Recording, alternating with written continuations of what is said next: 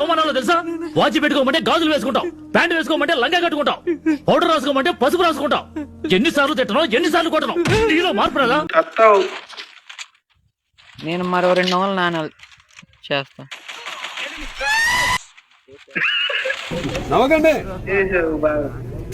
ఇక్కడ నలుగురు శత్రువులు ఉన్నారు. వాళ్ళని ఒకరిని కొట్టబోయే క్రమంలో మిగిలిన ఇద్దరు నన్ను కొట్టేశారు.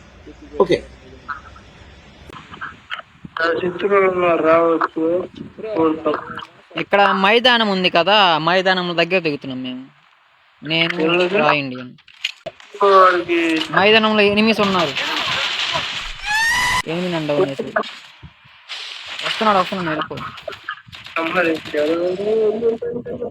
ఒకరిని కొట్టేసాడు, మిగిలిన ఇద్దరు మమ్మల్ని సంహరించారు. అమీర్ గారు మళ్ళీ బతికేయాలి. వెనక్కి వెళ్ళు.